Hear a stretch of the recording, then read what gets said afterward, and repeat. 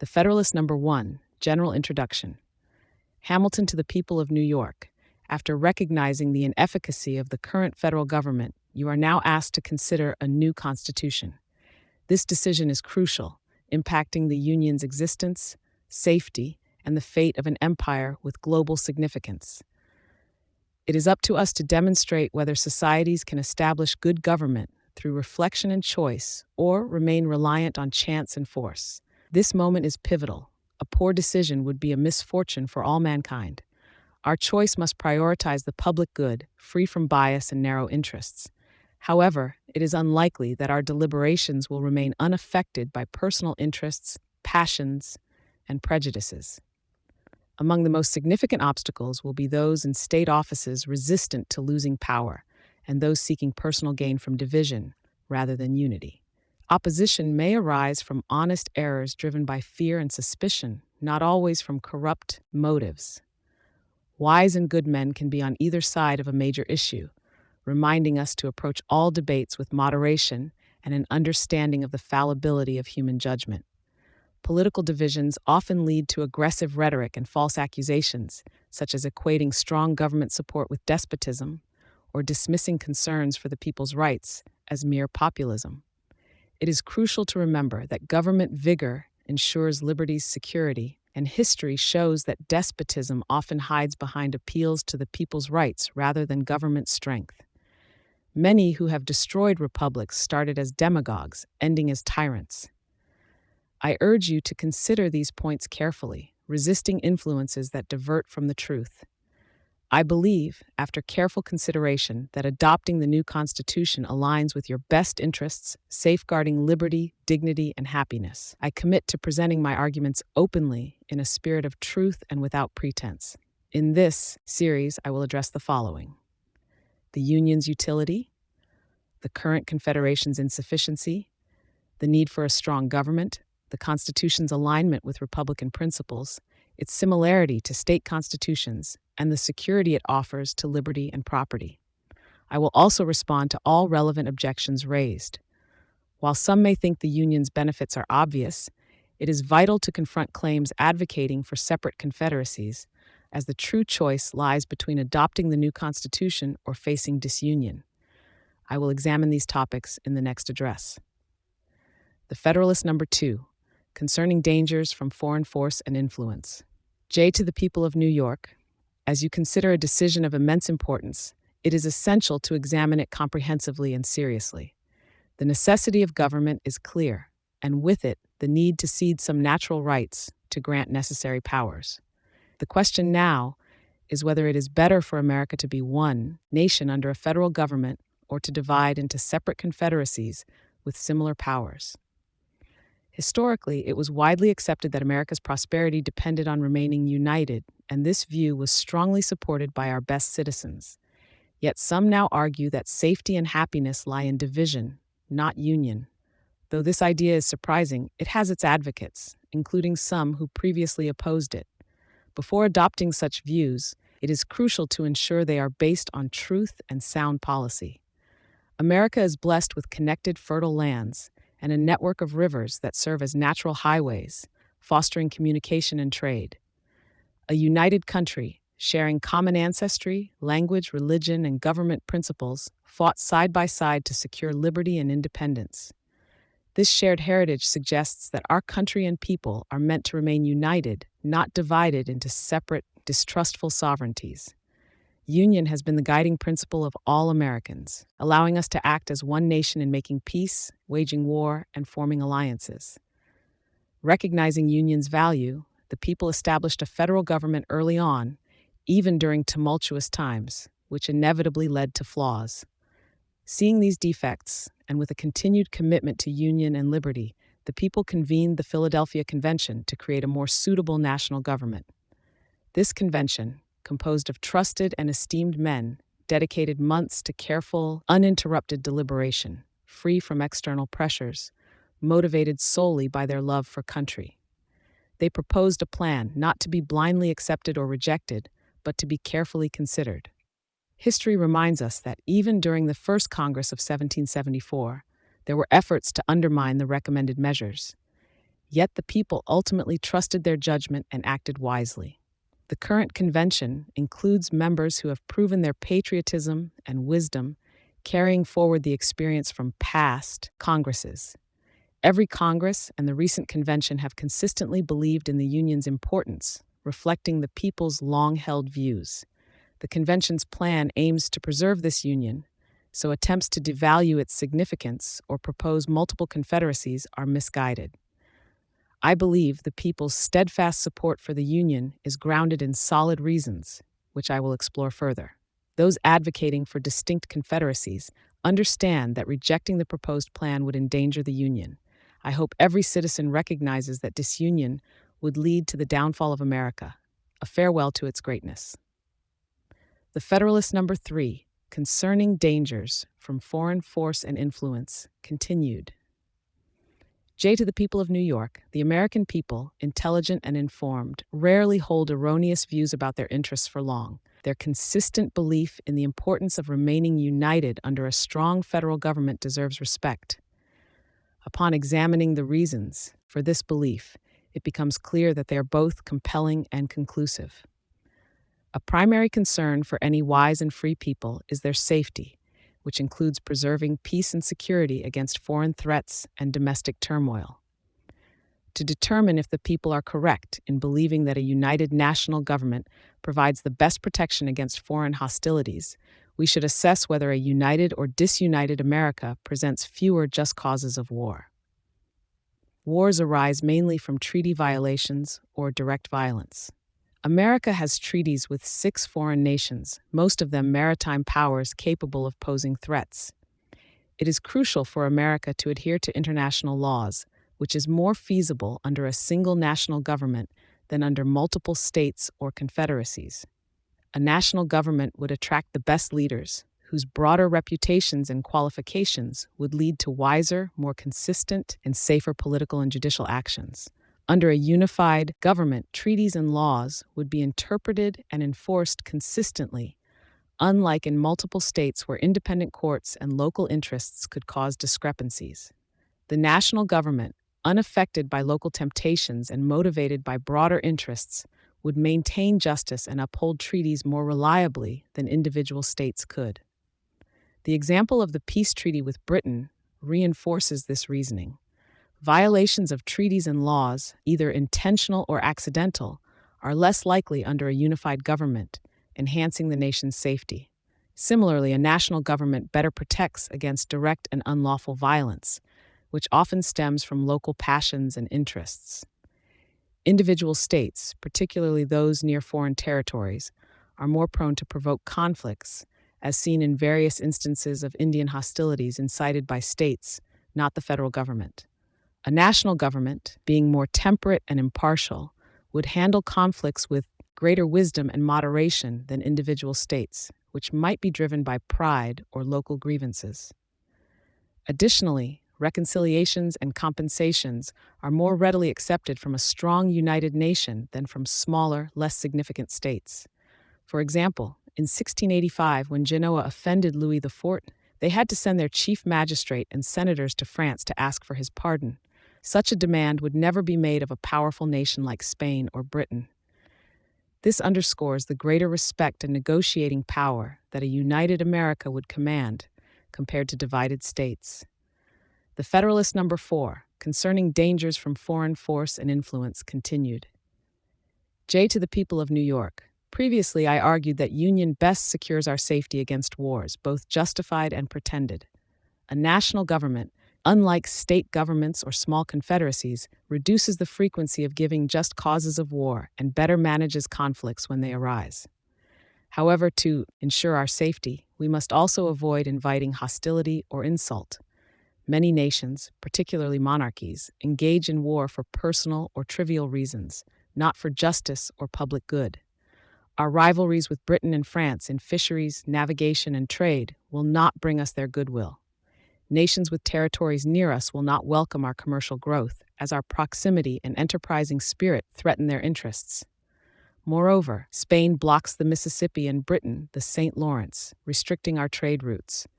Such tensions, fueled by jealousy, can escalate into conflict. The people recognize that union and a strong national government are necessary to deter these threats and maintain a robust defense. The safety of all depends on unified government. A single government can harness talents, operate uniformly, harmonize the interests of all parts, and extend protections efficiently. It can negotiate treaties with the whole nation's interests in mind, direct unified military efforts, and maintain disciplined militias under one command. Comparatively, if England, Scotland, and Wales operated as separate governments, their militias and navies would be ineffective against common threats. Applying this to America, if divided into independent states or smaller confederacies, what armies or fleets could we maintain? Would separate states reliably defend each other, or might they prioritize their own peace over a neighbor's distress? History shows that alliances often falter under such conditions, leading to weakened defense and disunity. Even if willing to aid an invaded state, complex questions arise. How much support? Who commands? What terms of peace? Without unity, these issues breed inefficiency and conflict. In contrast, a single government ensures coordinated action and better safeguards the nation's safety. Foreign nations will judge us as they find us, unified and strong, or divided and weak. An effective national government invites respect and friendship, while disunion brings contempt and vulnerability. If seen as discordant states, each favoring different foreign powers, America risks becoming a pawn in their games. History warns that division invariably harms those divided, and we must heed this lesson to maintain our strength and independence. The Federalist number 5, concerning dangers from foreign force and influence, continued. To the people of New York, Queen Anne, in 1706, emphasized that a perfect union between England and Scotland would ensure lasting peace, secure religion, liberty, and property, and unite the kingdoms against all enemies. Her words remind us that internal division invites external threats and that unity brings strength, prosperity, and defense. History, especially Britain's, teaches that divided nations are vulnerable to manipulation and conflict. Despite sharing common interests, England, Scotland, and Wales were often embroiled in wars, stoked by foreign powers exploiting their mutual jealousies. If America were to split into 3 or 4 confederacies, similar divisions would breed distrust, envy, and rivalry. The proposed confederacies would not remain equal in power. One would inevitably surpass the others, sparking fear and animosity. Superior governance or strategic advantages would disrupt any initial balance, leading to competition rather than cooperation. The Northern Confederacy, likely the strongest, would provoke Southern fears and rivalries, much like Europe's response to Northern invasions. History suggests that such divisions lead to distrust and discord, making these confederacies neighbors in geography, but adversaries in practice, formidable only to each other. Those who believe defensive alliances between these confederacies could form a strong defense against foreign threats overlook the reality. Distinct nations with differing treaties, trade interests, and foreign alliances cannot reliably unite against external foes. Past divided states like Britain and Spain rarely united against common enemies, and the proposed confederacies would act similarly, with conflicting interests dictating their foreign relations. A Southern Confederacy might war with a nation the Northern Confederacy seeks peace with, complicating any alliance.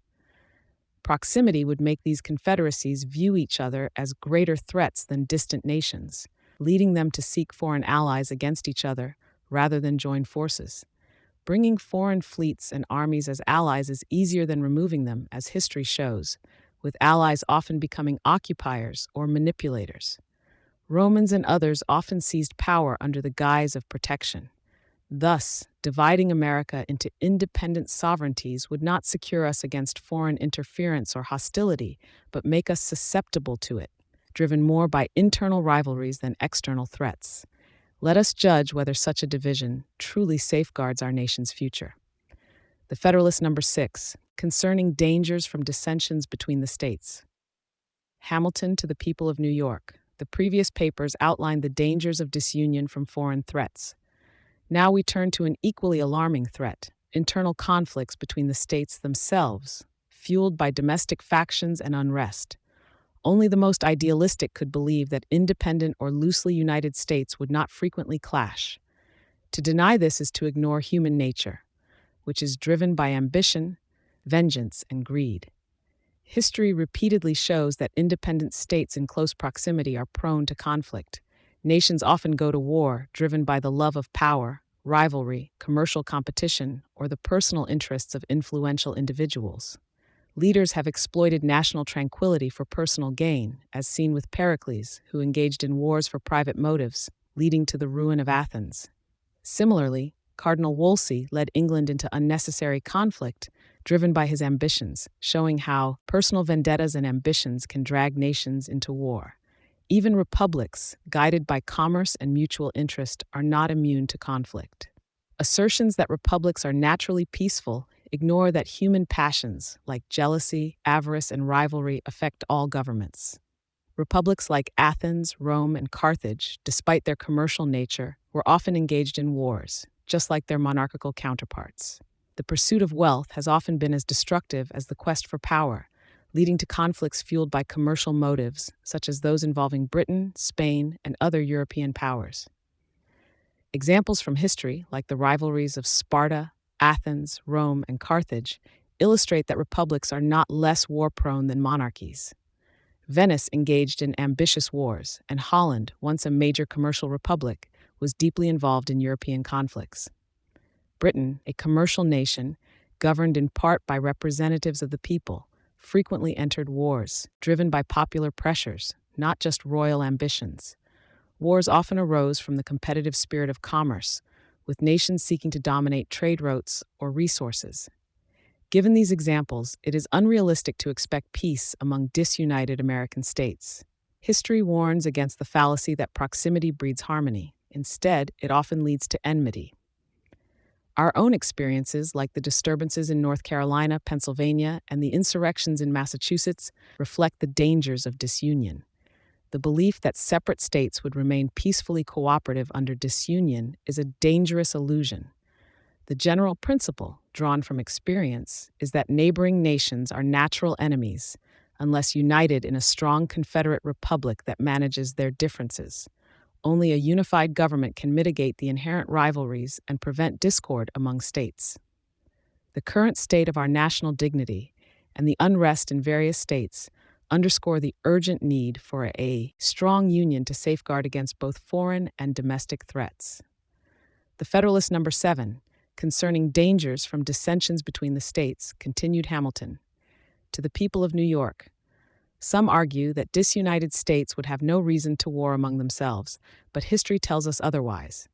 Territorial disputes have been a major cause of wars globally, and we are not exempt. The U.S. contains vast unsettled lands with unresolved claims that could reignite conflicts if the Union dissolves.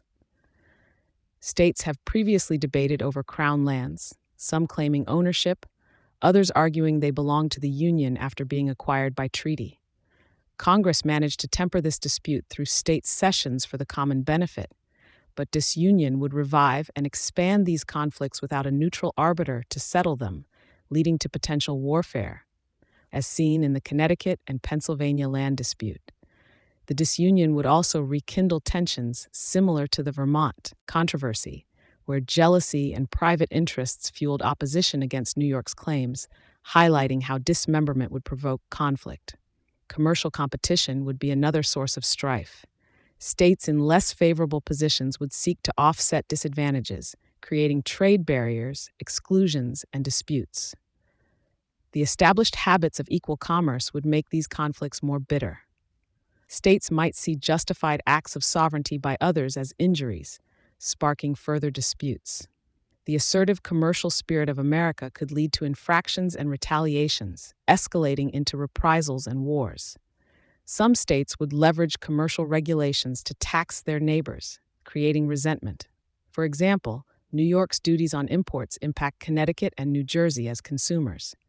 This situation would be untenable, as neighboring states would not long tolerate such taxation without representation. Similarly, the shared public debt of the Union would provoke discord among divided states. Disagreements on debt apportionment and repayment would create animosity, delaying resolutions and risking the peace of the states. States with less interest in national credit or fewer citizen creditors might resist debt payments, aggravating those with a larger stake. Even with an apportionment agreement, practical disparities would arise, causing states suffering from unfair burdens to withhold payments, triggering disputes. Noncompliance, whether due to resource deficiencies, financial mismanagement, or reluctance, would generate complaints and conflicts, disturbing national tranquility. Nothing incites disputes more than disagreements over money, especially when the benefits do not align equally. Laws violating private contracts would also provoke hostility, as seen when Connecticut responded to Rhode Island's legislative overreach with retaliatory measures. In a disunited scenario, such aggressions would likely escalate from legal conflicts to armed confrontations. Moreover, incompatible alliances between disunited states and foreign nations would drag America into European entanglements, making us vulnerable to external manipulation. Without strong union, disunity would render America susceptible to the divide and conquer tactics of foreign powers that would exploit our divisions to their advantage. The Federalist number 8, the consequences of hostilities between the states, Hamilton. To the people of New York, if the states disunite, they would face the same cycles of war and peace, friendship and enmity, seen among all neighboring nations without a common government. Wars would bring severe distress, especially at first, lacking the disciplined armies and fortifications that in Europe slow invasions and prevent rapid conquests. Here, without such defenses, populous states could easily overrun smaller ones, leading to desultory, predatory warfare filled with plunder and devastation. Though this dire picture would not last, as safety from external threats often drives nations towards standing armies and stronger governments, these measures risk undermining liberty. Frequent wars would compel states to adopt disciplined troops and fortifications, inevitably leading to standing armies and stronger executives, thus edging toward despotism. This tendency would be exacerbated by the constant need for defense, increasing the power of the military over civil life. Small, vigorous states with disciplined forces could dominate larger, weaker ones, prompting others to follow suit, further entrenching military establishments. Over time, every part of the country could see the rise of despotic mechanisms, akin to those that have plagued Europe. These are not baseless fears, but grounded in the natural progression of human affairs. Ancient Greek republics, though frequently in conflict, did not develop standing armies due to their simpler economies and lack of financial means. In contrast, modern revenue systems, bolstered by commerce and the arts, support the maintenance of permanent armies distinct from citizenry. Countries like Britain, insulated by its geography and strong navy, avoid large standing armies, preserving civil liberties. But had Britain been on the continent, requiring extensive military establishments like its neighbors, it might have succumbed to tyranny. America, if united, enjoys a similar advantage of geographic separation from Europe, reducing the need for extensive military forces. However, disunion would quickly lead to a situation resembling that of continental Europe, with internal rivalries demanding large armies, ultimately threatening our liberties. This is a profound consideration, deserving careful reflection. Disunity would lead to significant dangers, far outweighing any minor objections to the Constitution. Opponents who dismiss these risks fail to see the tangible threats of division, which could endanger the very freedoms they seek to protect. Maintaining the union is critical to avoiding the despotism and perpetual conflict that disunion would bring. The Federalist number 9, the union as a safeguard against domestic faction and insurrection. Hamilton to the people of New York, a strong union is crucial for peace and liberty, acting as a shield against domestic factions and uprisings. The histories of small Greek and Italian republics reveal endless turmoil and violent swings between tyranny and anarchy, marked by fleeting moments of stability that quickly gave way to discord. These examples have been used by despots to argue against free governments, claiming they are inherently unstable. However, improvements in political science, like checks and balances, judicial independence, and elected representation, offer solutions to these flaws, allowing us to retain the strengths of republics while minimizing their weaknesses. One major improvement is expanding the scope of governance, either by enlarging a single state's territory, or consolidating smaller states into a confederacy, as is currently proposed. A confederacy not only suppresses internal strife, but also bolsters external security. Although critics often cite Montesquieu's support for small republics, they overlook his endorsement of confederate republics as a way to combine the advantages of both republics and monarchies.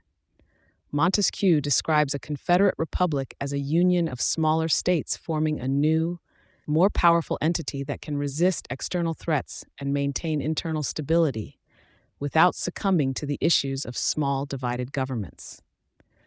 Montesquieu argues that this form prevents any single member from dominating, quells internal insurrections, and allows the confederacy to enjoy the internal benefits of smaller republics while gaining the external strength of a monarchy. His view supports the idea that a confederate republic, like the proposed union, provides the best balance between individual liberties and collective security. Critics distinguish between a confederacy and a consolidation of states, suggesting that a true confederacy should limit its authority to states collectively, without direct influence on individuals, and insist on equal representation for all members. However, this distinction is not grounded in principle or precedent, as historical confederacies often included exceptions that allowed for broader federal authority. The proposed constitution aligns with the concept of a confederate republic by incorporating states into the national framework, giving them representation in the Senate and preserving significant state powers. The example of the Lycian Confederacy, praised by Montesquieu, further demonstrates that a confederate structure can successfully integrate various levels of governance without abolishing local autonomy.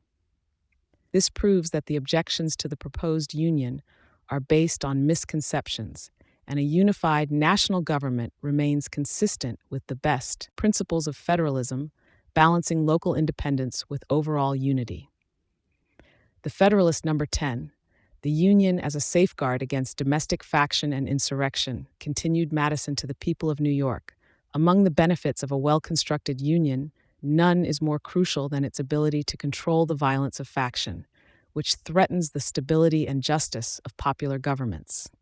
Factions, driven by passions or interests adverse to the rights of others or the community's welfare, have led to instability and distrust in public administrations. The causes of faction are rooted in human nature, fueled by diverse opinions, unequal property distribution, and personal ambitions, dividing society into conflicting interests and parties. There are two ways to address factions: remove their causes or control their effects. Removing causes, such as abolishing liberty or enforcing uniformity of opinions, would be impractical and destructive. Liberty is essential to political life, and human reason and self-interest will always lead to differing views. Therefore, the goal is to control the effects of factions. A minority faction can be controlled by the Republican principle, allowing the majority to vote against it. However, when a majority forms a faction, it can sacrifice public good and minority rights. To protect against this while preserving popular government, either the majority's unified passion must be prevented, or they must be unable to execute oppressive schemes. Pure democracies, where citizens directly govern, are prone to faction turbulence and short-lived stability. In contrast, a republic with a system of representation refines public views through elected officials and can cover a broader population and territory, mitigating factionalism. A larger republic offers a greater pool of capable representatives and reduces the likelihood of unworthy candidates prevailing. In an extensive republic, the diversity of interests and parties makes it less likely for a majority faction to form and oppress others. The union's broader scope, encompassing many interests, enhances this security by preventing any single faction from dominating. The union's representation, being broader and more diverse, is more likely to possess the wisdom and impartiality needed for just governance. Factions may arise within individual states, but their influence is unlikely to spread throughout the entire union. The union structure provides a republican remedy to the inherent flaws of popular governments, offering stability, security, and a safeguard against the dangers of faction. As committed Republicans, we must zealously support the spirit and character of federalism to preserve these advantages. The Federalist number 11, the utility of the Union in respect to commercial relations, and a Navy Hamilton. To the people of New York, the commercial importance of the Union is widely acknowledged, benefiting our trade both internationally and domestically. America's active commercial spirit has already stirred concern among European maritime powers, fearful of our potential to dominate the carrying trade, which underpins their naval strength. Nations with American colonies are anxious about the future, wary of our capacity to build a formidable navy and threaten their interests. This drives a policy of fostering division among us to curb our commerce and prevent us from growing too powerful. By remaining united, we can counteract these efforts through uniform prohibitory regulations, compelling foreign nations to compete for access to our valuable markets. With a national government, we could exclude Britain from our ports and leverage our position to secure favorable trade terms, even pushing Britain and other nations to relax restrictions on American commerce in their territories. A federal navy would further enhance our negotiating power, enabling us to influence European conflicts in the Americas and bargain for commercial advantages. In contrast, if divided, we would squander these natural advantages. Rivalries between independent states would lead to constant interference from foreign nations, who would exploit our disunity to seize our trade and suppress our navigation. Only a strong national government can marshal the country's full resources, resist European jealousy, and support a flourishing commercial and naval power. A united navy would be feasible and advantageous, drawing on diverse regional resources: the South for naval stores, iron from the Middle States, and seamen from the North. Disunion would weaken our maritime prospects, leaving us vulnerable to European powers dictating terms and stifling our economic growth. The fisheries, navigation of the Western Lakes, and the Mississippi are rights of the Union, crucial for all states, and would be at risk if the Confederacy dissolved. Union allows for unrestricted trade between states, enhancing the exchange of goods and bolstering commerce. A variety of products from different regions diversifies exports, buffers against market fluctuations, and improves trade terms. Disunion, however, would disrupt this harmony, restricting trade and diminishing national prosperity. Our unique position offers an opportunity to challenge European dominance, historically extended over Africa, Asia, and America. Union empowers us to stand against this control, build a powerful American system, and redefine the terms of our global engagement. Disunion, on the other hand, would render us vulnerable to European manipulation, adding another triumph to their legacy of conquest. Let us unite and establish a strong, independent America, free from transatlantic influence and capable of shaping its own destiny. The Federalist number 12, the utility of the Union. In respect to revenue, Hamilton. To the people of New York. Union's impact on commerce is well known, but now we turn to its influence on revenue. Commerce, a key source of national wealth, promotes the circulation of money, stimulating industry across all sectors: merchants, farmers, mechanics, and manufacturers alike. Prosperous trade increases land value and motivates cultivation, linking agriculture and commerce in mutual benefit. This relationship, once debated, is now universally accepted. A nation's tax capacity relies on its money supply and trade activity. Commerce facilitates tax payment, as seen in contrast between Austria's fertile lands and poor revenue without strong trade, often requiring foreign aid. Union's direct impact on revenue is evident. The U.S. struggles with direct taxes due to limited trade and scarcity of money, leading to empty state treasuries despite numerous tax laws.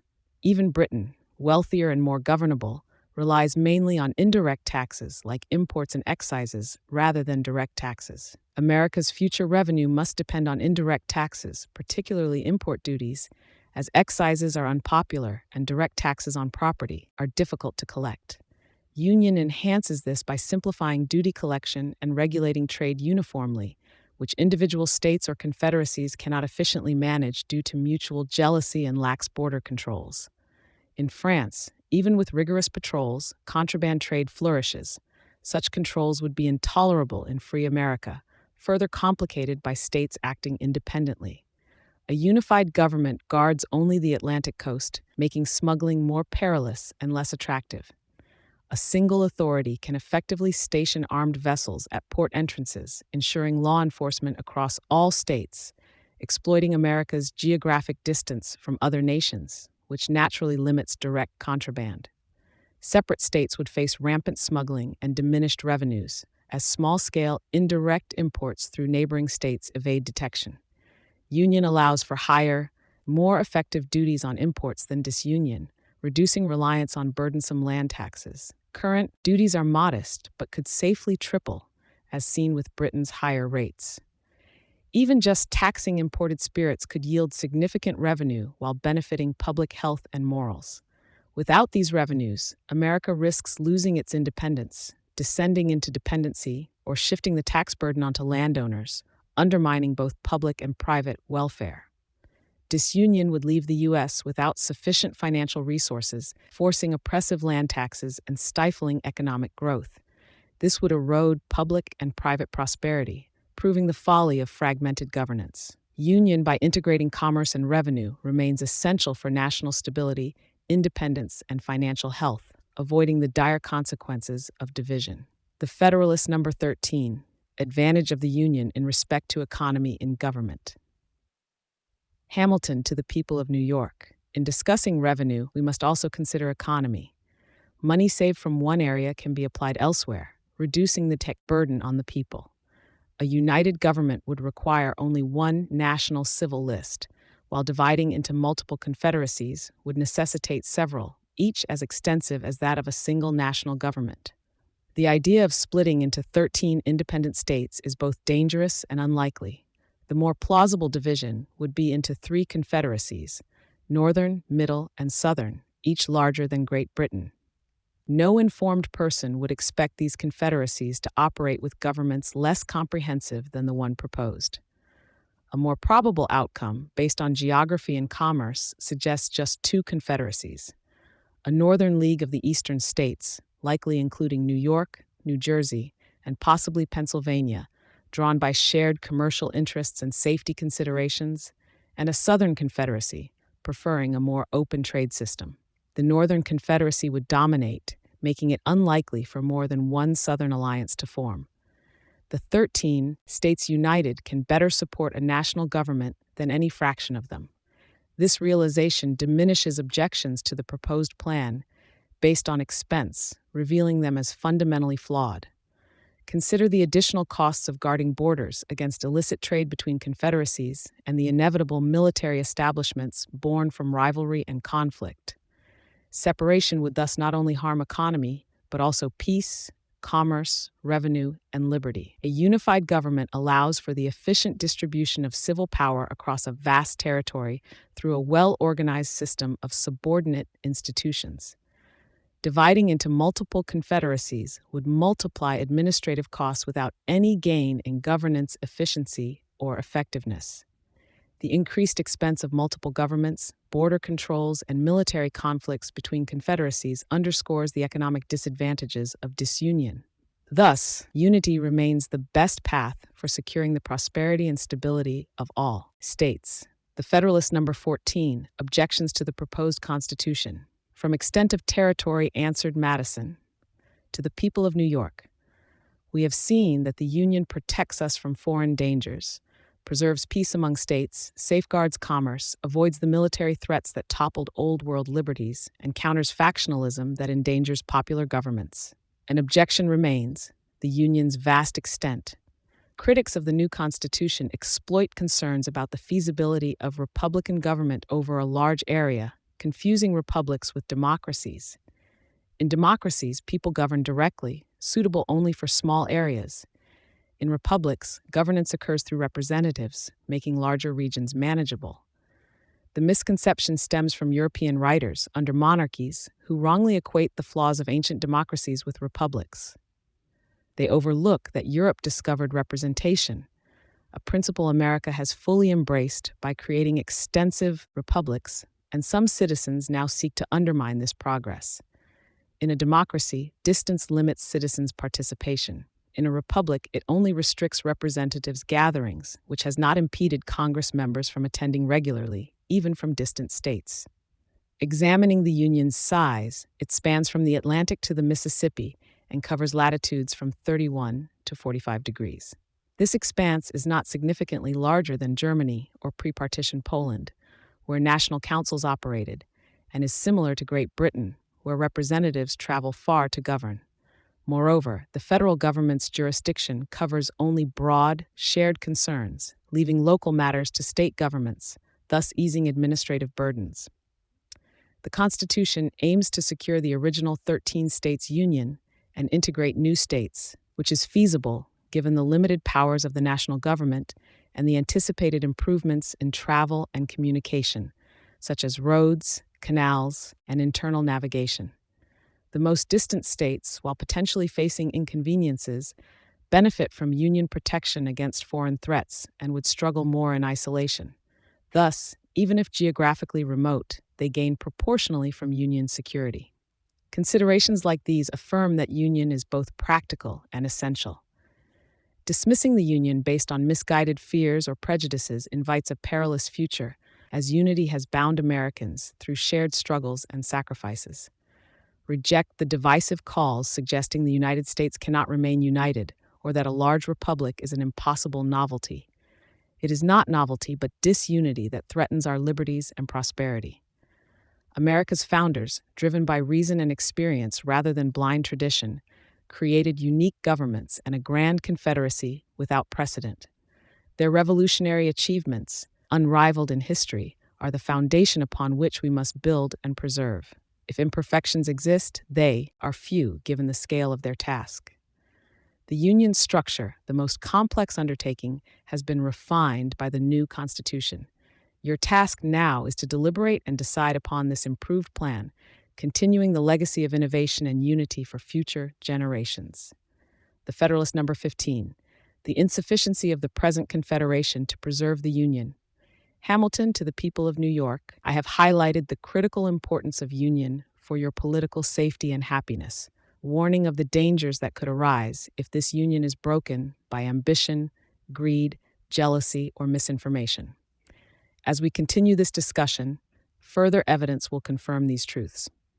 The journey may feel tedious at times, but the significance of the subject demands perseverance. We must now examine the insufficiency of the present Confederation to preserve the Union, a point widely acknowledged even by opponents of the new Constitution, who admit the existing system's defects and the looming threat of anarchy. We have nearly reached the lowest point of national humiliation. Our treaties are violated without consequence. We lack the means to discharge our debts or to reclaim valuable territories. We are excluded from key waterways, our commerce is in decline, public credit is ruined, and foreign powers dismiss us. This grim state results directly from the flawed policies that brought us here, and which now resist the very remedies necessary to save us. While there is consensus that our government lacks energy, opposition remains against granting it the powers required for effective governance. They seek an impossible balance, a stronger federal authority without diminishing state sovereignty, which is inherently contradictory. The core flaw of the Confederation lies in its legislation for states as collective bodies rather than for individual citizens. This system reduces national laws to mere recommendations, leaving enforcement dependent on the states' willingness, which has proved unreliable. The Confederation's weakness is not due to minor issues, but to fundamental errors that necessitate restructuring its foundation. Laws require enforceable penalties, but under the Confederation, compliance relies on military force rather than judicial authority, a system that cannot rightly be called government. The idea that states would act in the common interest without coercion has proven naive. Governments exist precisely because individuals do not always act justly without constraint. History shows that bodies of men, including states, act less honorably and more self-interestedly than individuals. Sovereign powers resist external control, leading to conflict between state and federal authority, undermining unity. Executing federal measures requires the cooperation of individual states, each acting on local interests and biases, often ignorant of broader national needs. The requirement of unanimous agreement among 13 states to implement any significant national policy has predictably led to paralysis.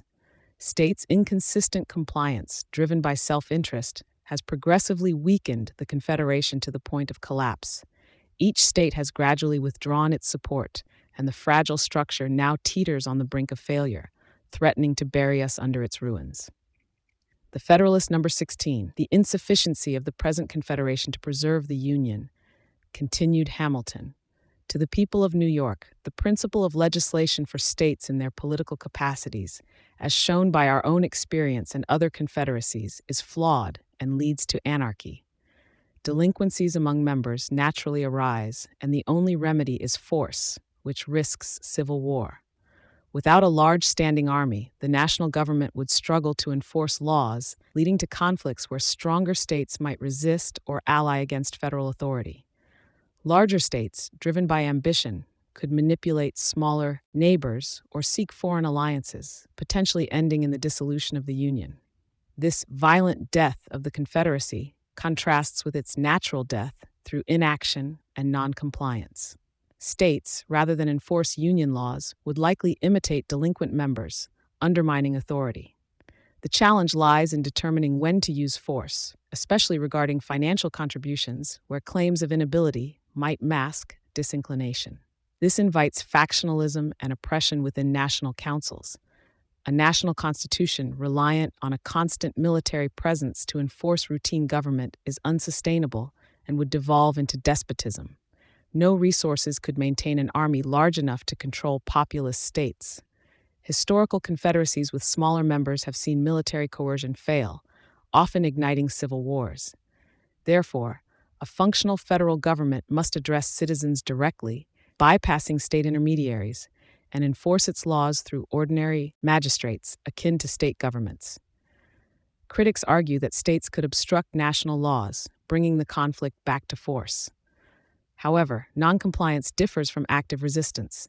If laws acted directly on individuals, states would need overt actions to obstruct them, risking public backlash and judicial condemnation. In contrast, a government whose laws bypass state legislatures would expose unconstitutional state resistance, making such opposition hazardous.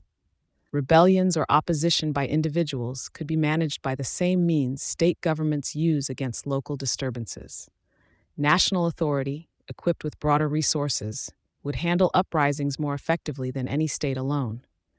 While major revolts or revolutions cannot always be prevented, they represent rare extremes beyond regular governance and do not justify rejecting a sound federal structure. In sum, to maintain order and prevent disunion, a federal government must directly regulate individuals, utilizing courts and ordinary law enforcement rather than relying on states. Only a national government empowered in this way can effectively address the common concerns and ensure the stability of the Union.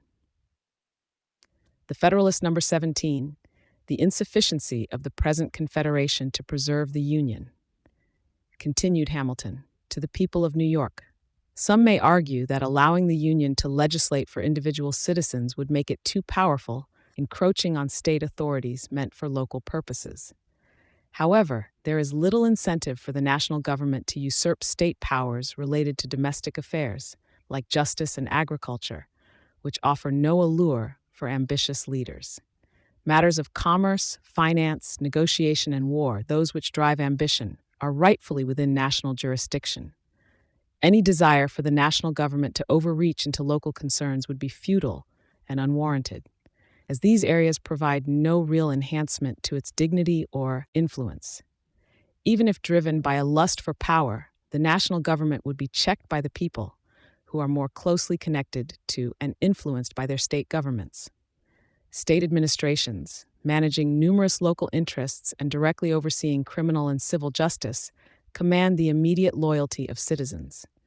This attachment, stemming from proximity and relevance, far surpasses the influence of a distant national government whose actions are less visible and less personally impactful. Throughout history, federal constitutions and systems similar to them have demonstrated that local powers often rival the central authority. Feudal systems, though not true confederacies, featured a sovereign over many semi-independent barons, often resulting in conflict and instability. The barons' local power regularly challenged the sovereign's authority, causing frequent wars and anarchy, only when rulers gained personal strength or allied with the oppressed common people did they manage to subdue the barons. This dynamic shows that local authorities, if supported by their constituents, can easily resist or undermine central authority. Confederacies resemble feudal baronies, where states possess the people's trust, and with that support can resist national encroachment. The concentration of power in these local governments creates a rivalry with national authority, reminiscent of feudal lords challenging their monarch. Historical confederacies demonstrate that without strong, centralized governance capable of addressing individual citizens, internal divisions often lead to inefficiency and conflict. In examining the failures of past Confederate governments, we see that misplaced fears of national overreach distract from the real threat, the disunity and weakness arising from powerful local entities. This issue will be further explored in subsequent discussions, highlighting how our apprehensions have often been misdirected, jeopardizing the stability and effectiveness of our government. The Federalist number 18, the insufficiency of the present Confederation to preserve the Union, continued. Hamilton, to the people of New York. Among ancient confederacies, the Grecian republics united under the Amphictyonic Council offer a telling parallel to the American Confederation. Each state retained its independence and had equal votes in the council, which held broad powers over common welfare, war, disputes, and admitting new members. Though theoretically sufficient, these powers failed in practice due to the deputies being influenced by their city-states. The result was disorder and eventual destruction of the Confederacy, as stronger members like Athens, Sparta, and Thebes dominated successively, exploiting the weaknesses of the system. The Amphictyonic Council's inability to act in concert, even during defensive wars, left the Confederacy vulnerable. Power struggles and jealousies among leading states led to disunity and internal strife, with members often manipulated by external enemies like Persia and Macedon. For instance, disputes following the war with Xerxes highlighted inefficiencies and power imbalances, further eroding unity. A closer union might have prevented Greece from falling under Macedonian control and possibly could have stood against Rome's expansion. The Achaean League, another Greek confederacy, was more unified and better organized.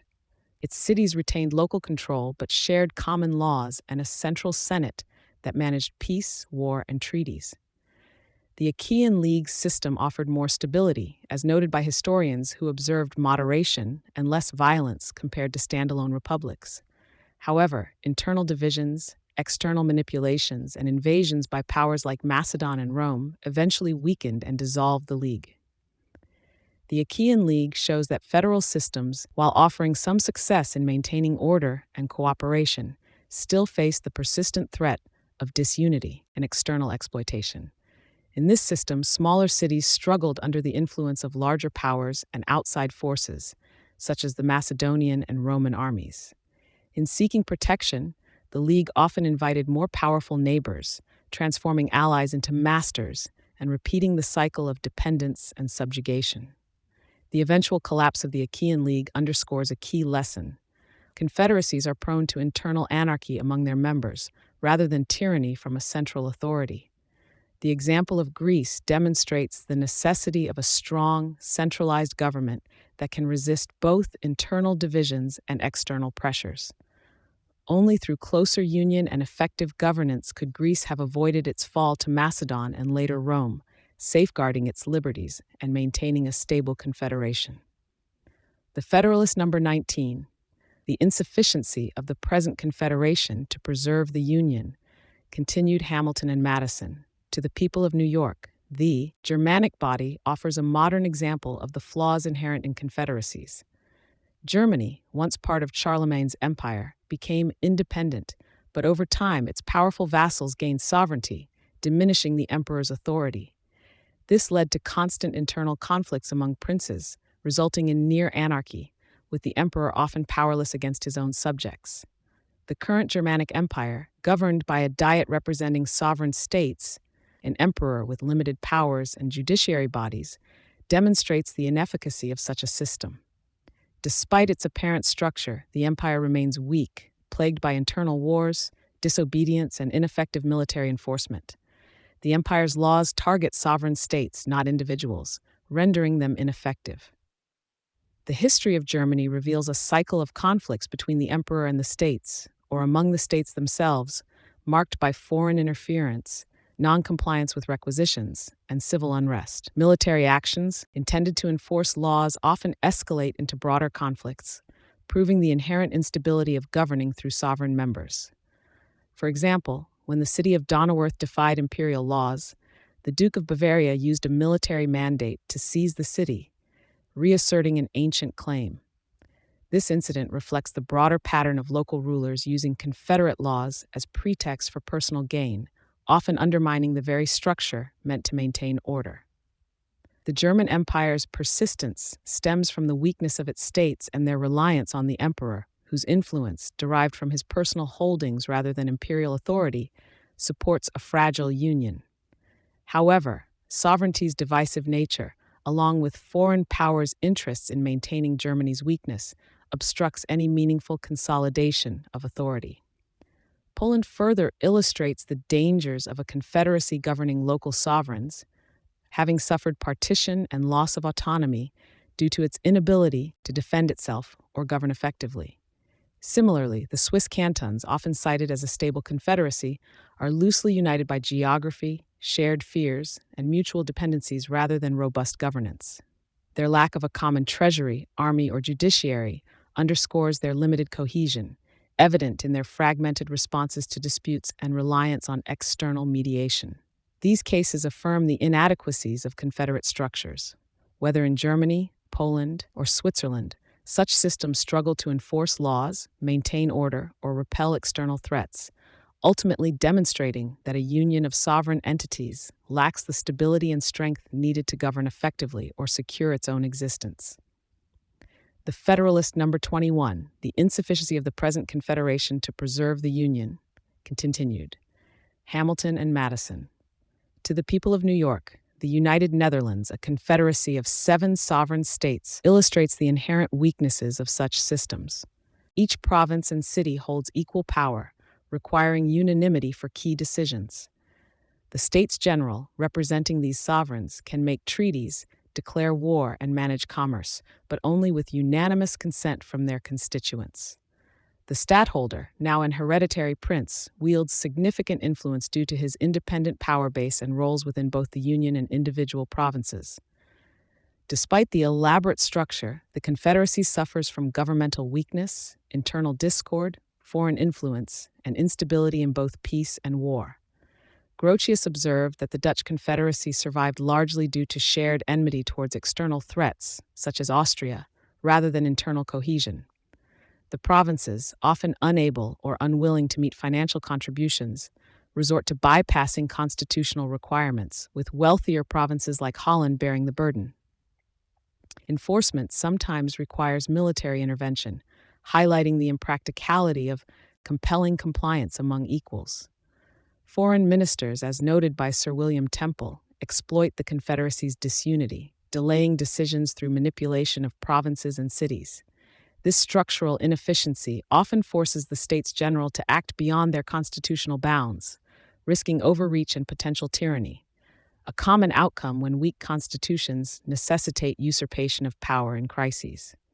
Despite the issues associated with the stadtholdership, figures like the Abb Mably suggest that this role has been crucial in preventing complete anarchy.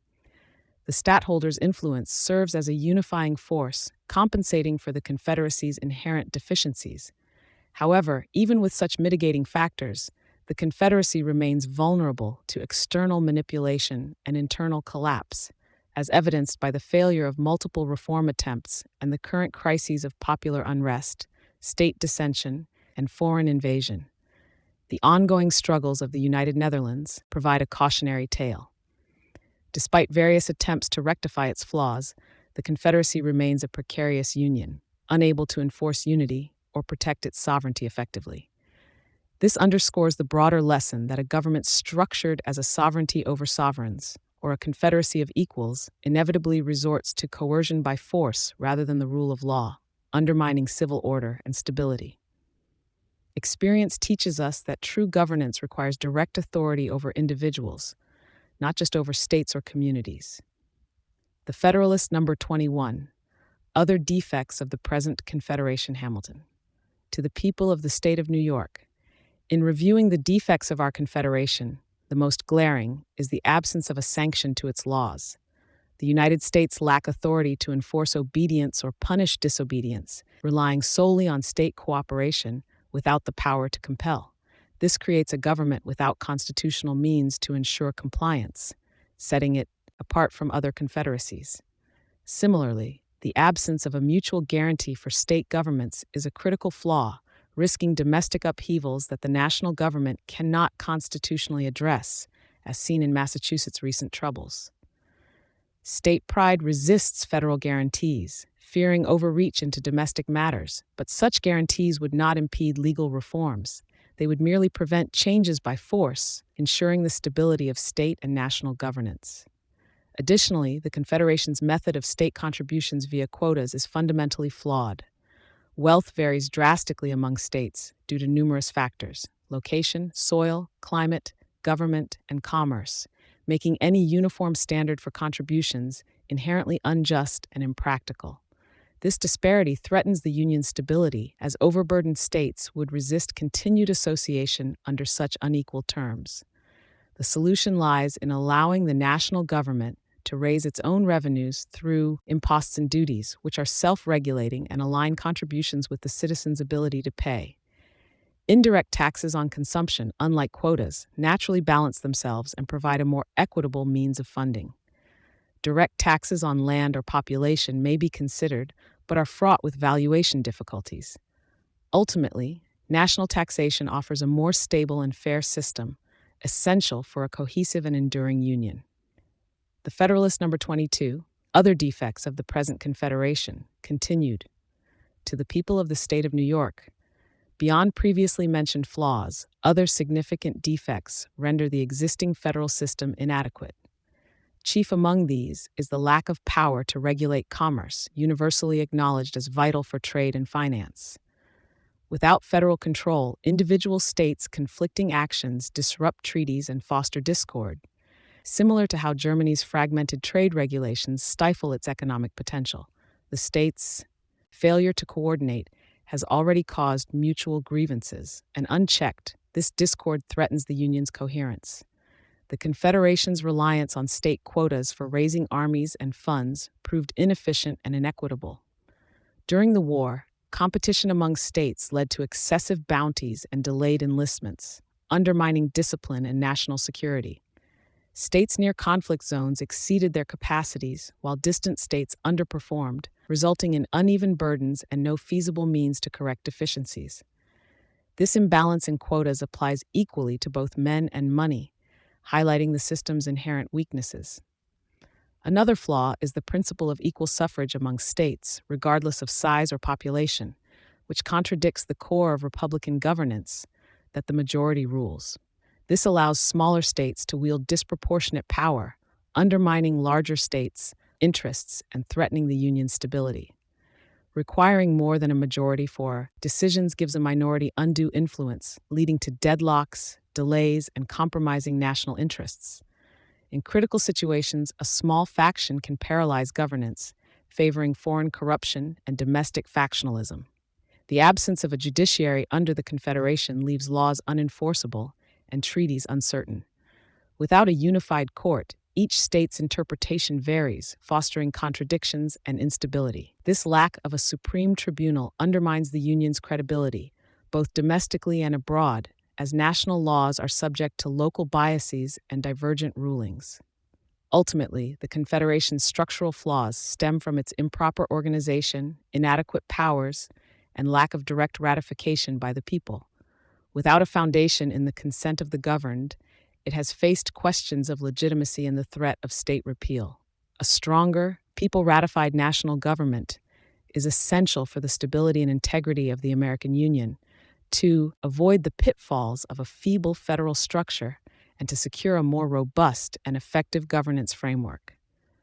The Federalist number 23, the necessity of a government as energetic as the one proposed to the preservation of the Union. Hamilton to the people of the state of New York.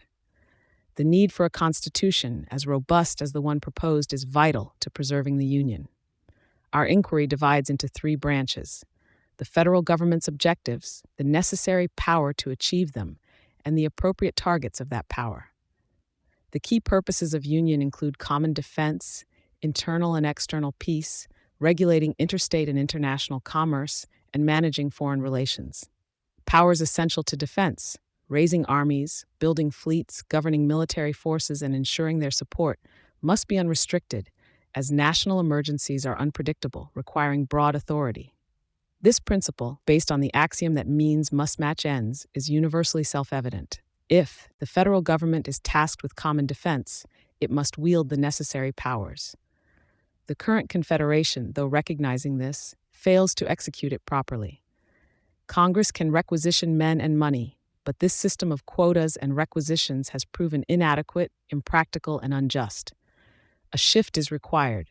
The federal government must directly legislate over individuals, not states, allowing it to raise troops, build fleets, and secure revenues independently. In a compound government, the Union should guard common safety, equipped with authority over defense, commerce, and other federal matters. Conversely, state governments should manage local concerns like justice administration, empowered to fulfill their roles. Any mismatch in power undermines national interests, creating inefficiencies and vulnerabilities. Uniform federal oversight ensures coordinated, effective responses to threats, preventing weaknesses and disproportionate burdens observed during the Revolution.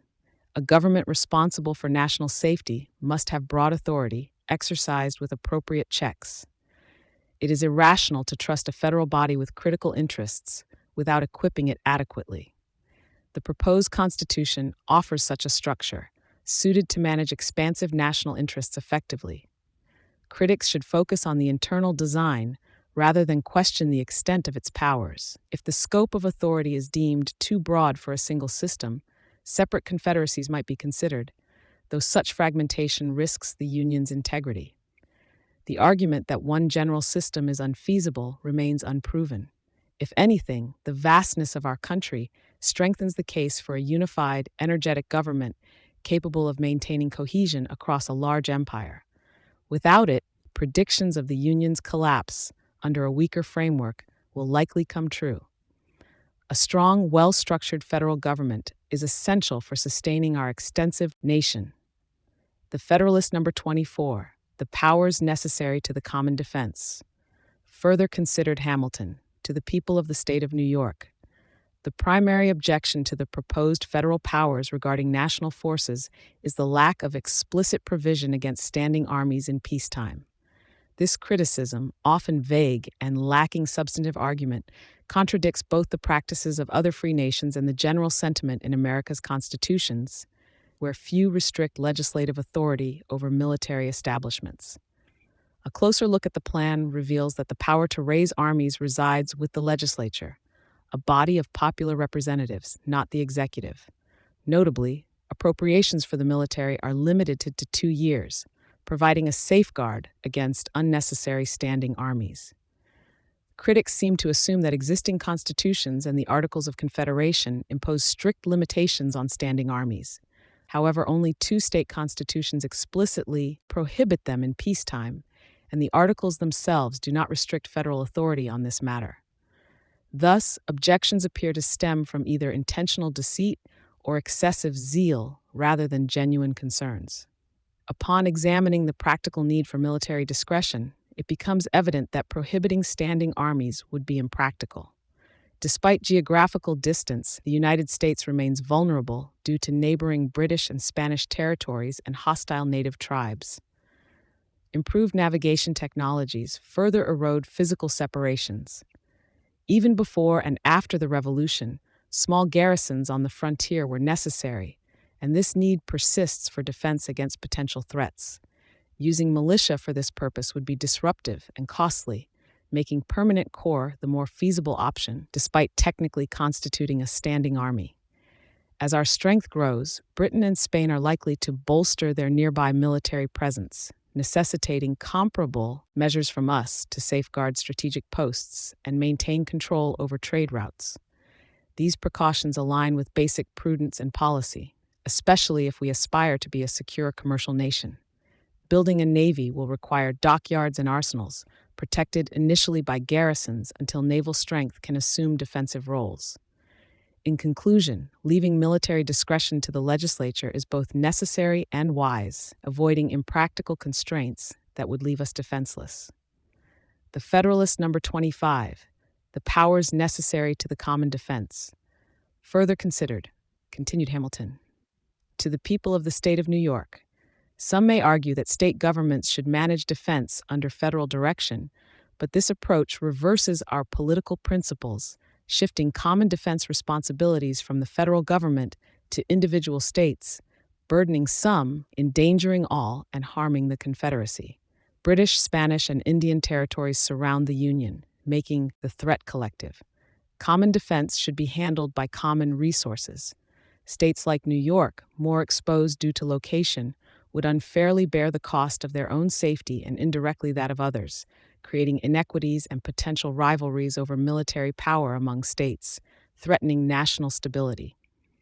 State governments, driven by a natural rivalry with federal authority, might exploit independent military forces, risking the subversion of national authority. Military power, seen as a potential threat to liberty, is safer in national hands, where public scrutiny is stronger. History shows that power concentrated in trusted hands poses the greatest risk to freedom. Recognizing this, the Confederation prohibits states from maintaining troops or ships without Congress's consent, acknowledging the incompatibility of state-controlled military forces with federal integrity. Restrictions on federal military discretion, aimed at preventing peacetime standing armies, lack clear parameters and would be ineffective. Questions about what constitutes keeping up an army, whether for a week, month, or until perceived threats dissipate, reveal ambiguities that undermine such rules. Ultimately, judgments on these matters must rest with the national government, which could justify army maintenance by citing any potential danger, real or fabricated. If army raising were banned in peacetime, the U.S. would face unique vulnerability, unable to prepare for defense until actually invaded, abandoning the proactive policies essential to national security. Relying solely on the militia as a natural defense ignores past lessons from the War for Independence, where the militia's valor, though notable, was insufficient alone. A trained regular army is essential for consistent defense against disciplined opponents, as war is a science honed by time and experience. Historical examples, like Pennsylvania raising troops in peacetime or Massachusetts quelling insurrection without congressional approval, illustrate that military readiness is sometimes necessary even in peaceful periods, highlighting the futility of strict legislative restraints. Examples from other nations, like Sparta's circumvention of military restrictions during crisis, show that societies often bypass impractical rules that contradict urgent needs. Wise governance avoids enacting constraints that reality cannot uphold, as each necessary breach of foundational laws weakens constitutional integrity, inviting future violations under less justifiable circumstances. This understanding advises against rigid peacetime restrictions on military establishments, favoring a more flexible, prudent legislative approach to national defense. The Federalist number 26, the idea of restraining the legislative authority in regard to the common defense, considered Hamilton. To the people of the state of New York. During popular revolutions, it is rare for people to balance power and privilege effectively, blending government energy with private rights. Failure to achieve this balance has led to our current issues, and repeating this mistake will only result in endless, ineffective changes. Restricting legislative authority over national defense stems from misguided zeal for liberty, seen only in Pennsylvania and North Carolina, while other states have wisely avoided such restrictions, understanding that some level of trust in the government is necessary to avoid jeopardizing public safety.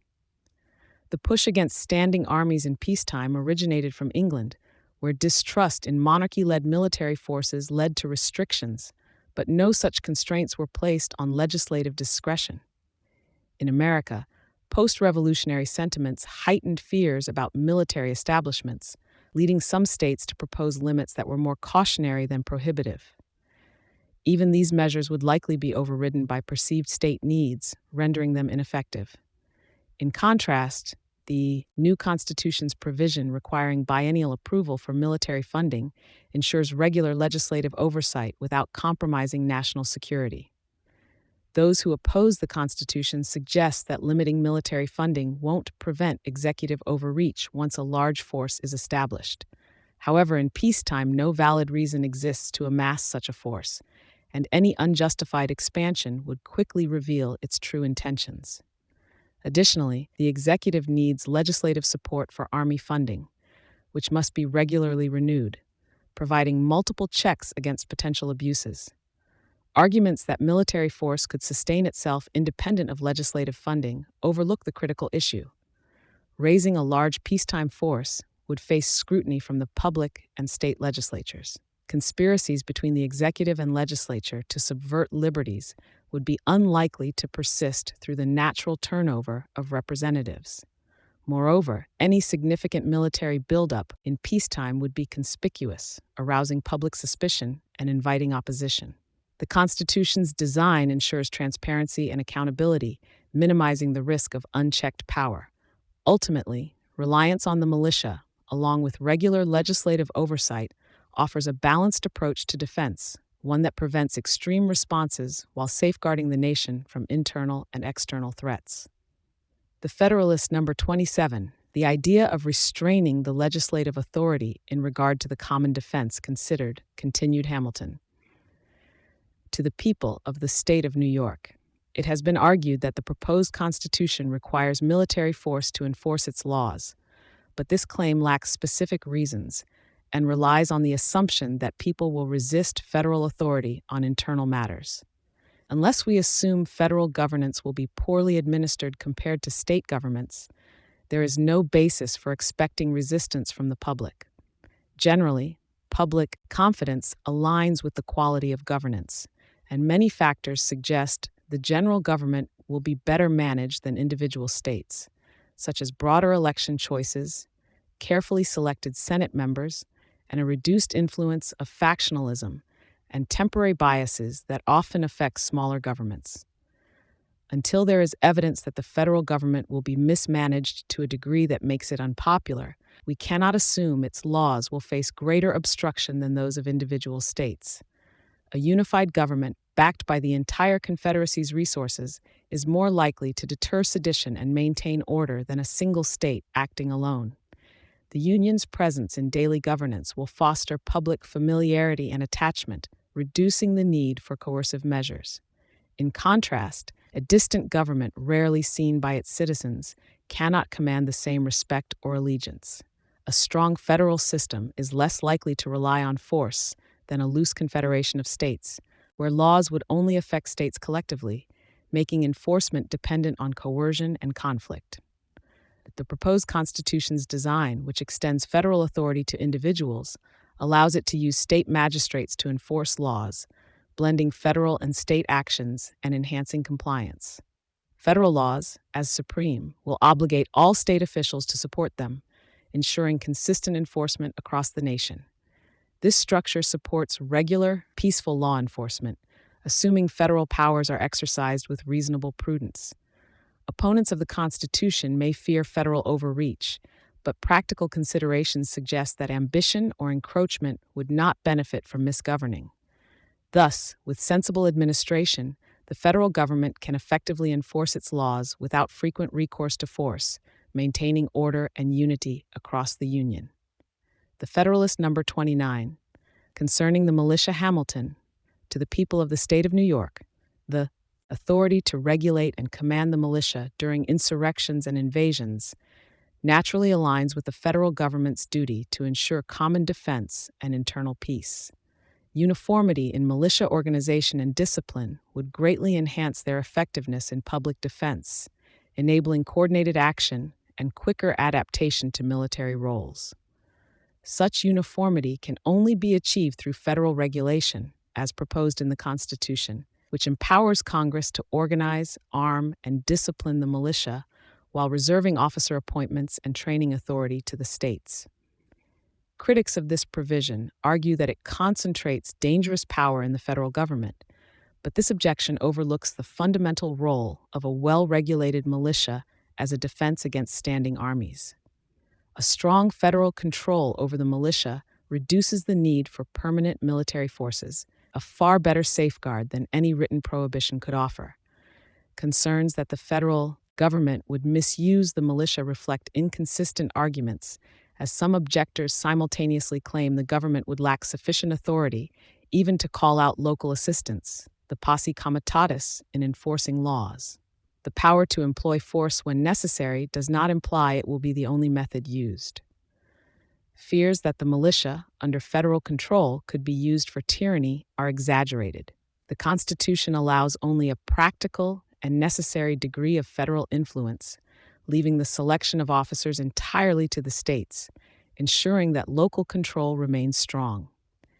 The notion that the militia could become a tool of despotism overlooks the fact that these forces are composed of ordinary citizens, our sons, brothers, and neighbors, who share the same interests and loyalties as the broader public. The idea that these individuals would subvert their own rights is highly implausible.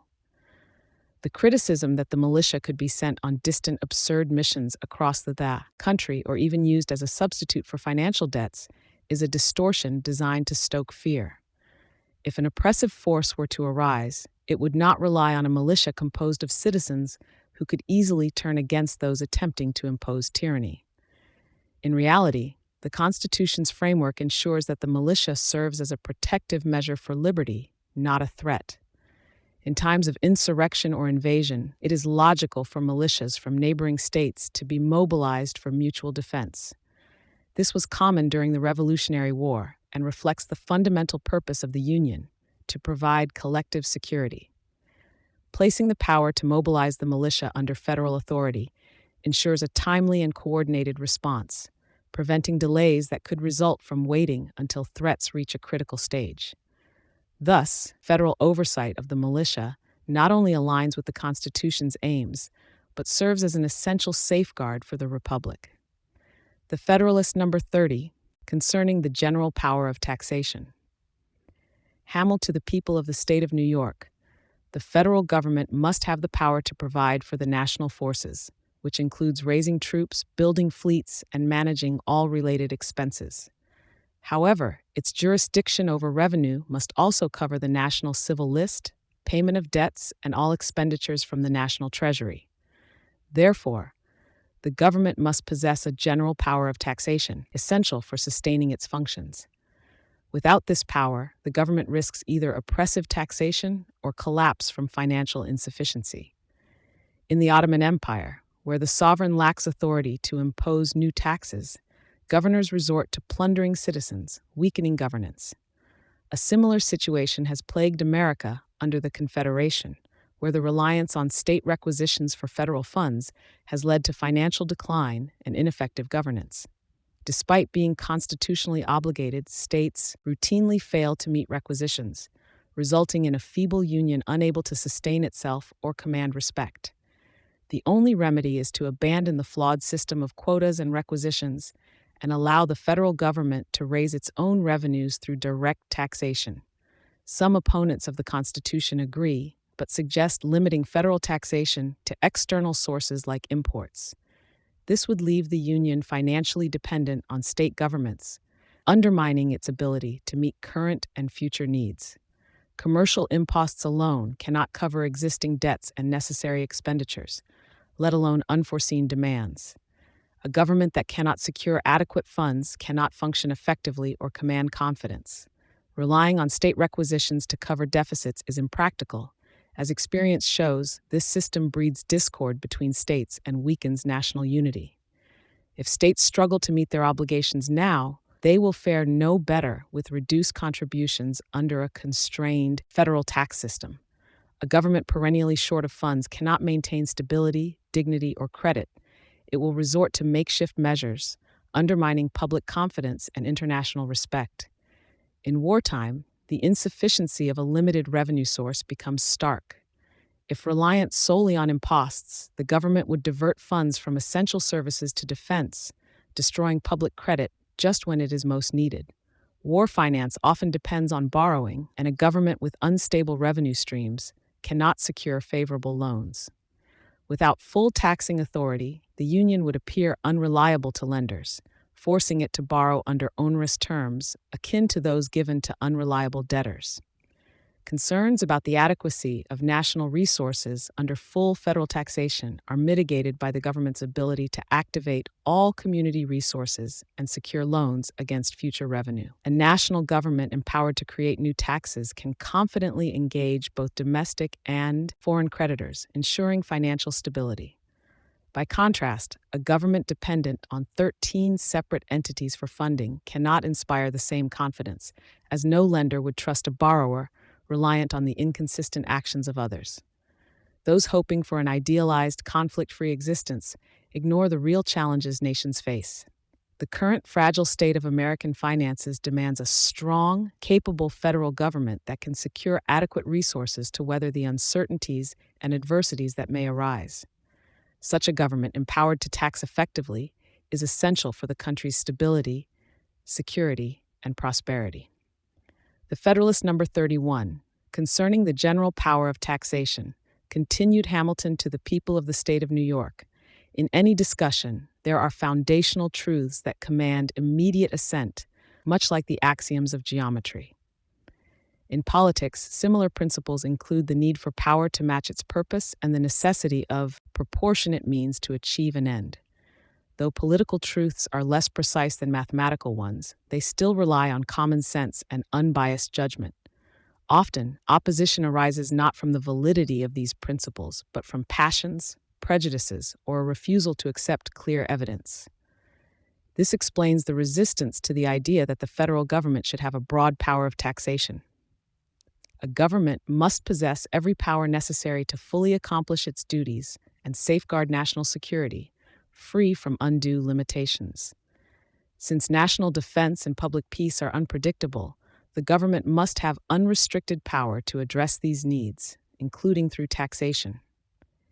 Past experience shows that relying on state contributions is ineffective, underscoring the need for the federal government to have direct taxation authority. Opponents argue that unlimited federal taxation could infringe on states' ability to raise their own funds, threatening their sovereignty and effectiveness.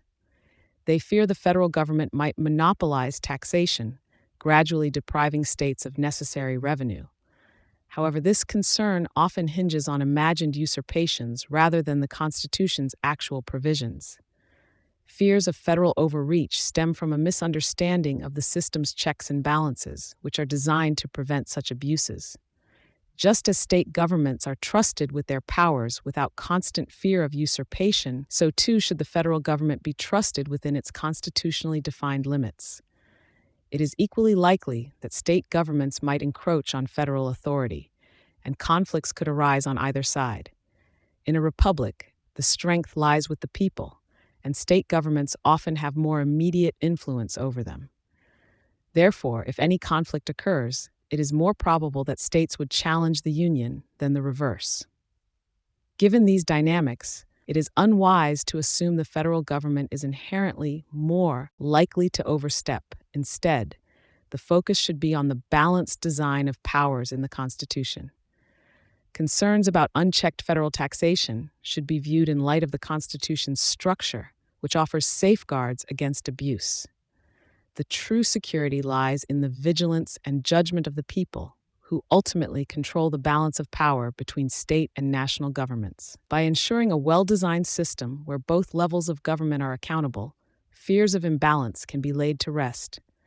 An indefinite federal power of taxation is not a threat, but a necessary component for the government to fulfill its role effectively, secure public welfare, and maintain national stability. The Federalist number 32, concerning the general power of taxation, continued. Hamilton, to the people of the state of New York. While there are concerns that federal power over taxation could threaten state governments, it is unlikely due to public sentiment, the risk of provoking state backlash, and the clear necessity of local governance. I agree that states should retain independent authority to raise their own revenues, except for duties on imports and exports, which are rightly reserved for the national government.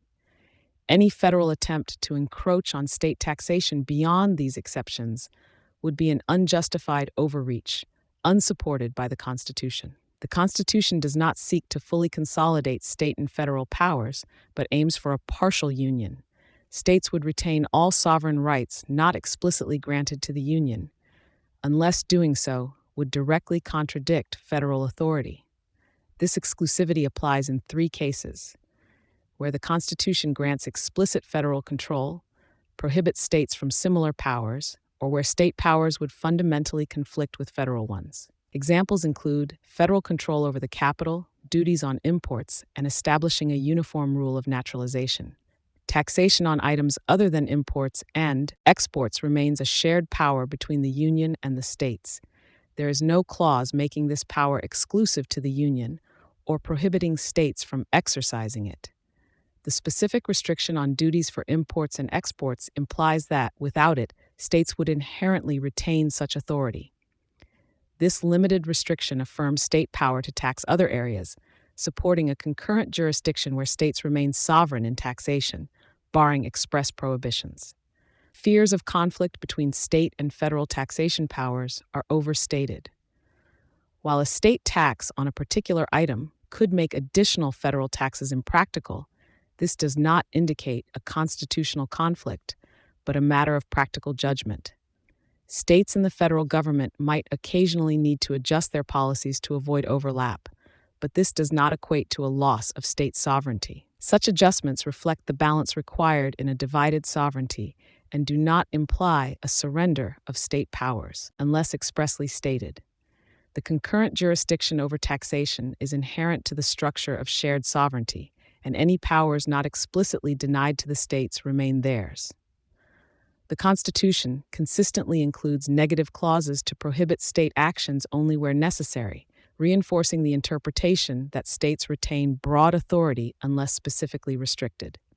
The document's careful delineation of these boundaries confirms that state sovereignty over taxation persists, aligned with the Convention's intent and the principles of federalism.